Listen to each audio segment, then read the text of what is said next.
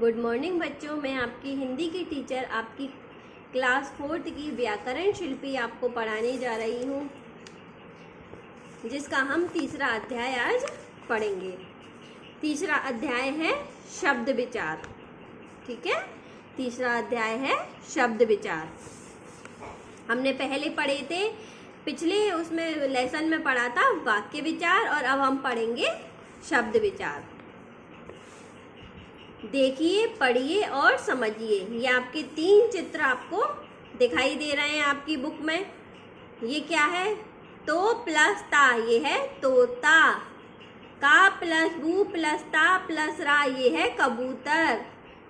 C plus या plus रा, ये हो गया सियार।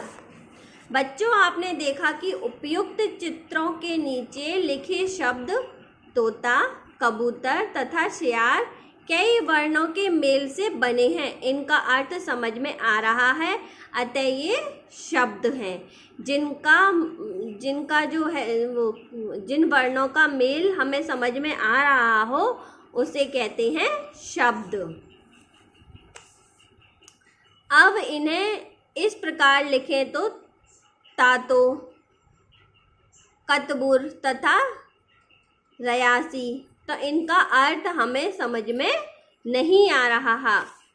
हमें इनका अर्थ समझ में नहीं आ रहा है, तो अतः ये शब्द नहीं है, ये केवल वर्णों का समूह है। इस प्रकार हम कह सकते हैं कि वर्णों के सार्थक मेल को शब्द कहते हैं। वर्णों के सार्थक मेल को ही शब्द कहते हैं। जब सही से शब्द मिले हुए होते हैं तभी हम उनका अर्थ लगा पाते हैं और तभी हम उन्हें समझ पाते हैं। इसीलिए कह रहे हैं कि वर्णों के सार्थक मेल को ही शब्द कहते हैं।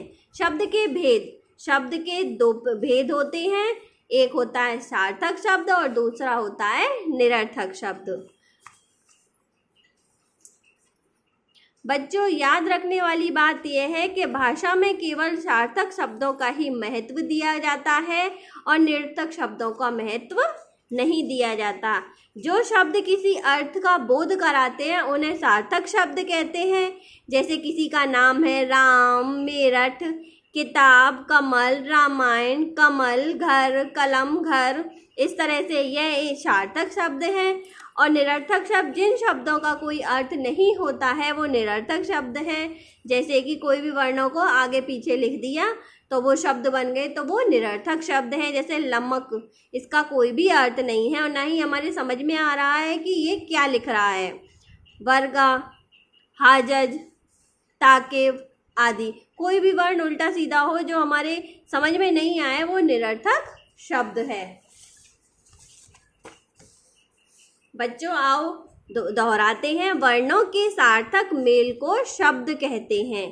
शब्द 2 प्रकार के होते हैं, सार्थक शब्द और निरर्थक। सार्थक शब्द जो हमारे समझ में आए और निरर्थक जिसका कि ना तो हमारे समझ में आए और ना ही उसका कोई अर्थ निकले।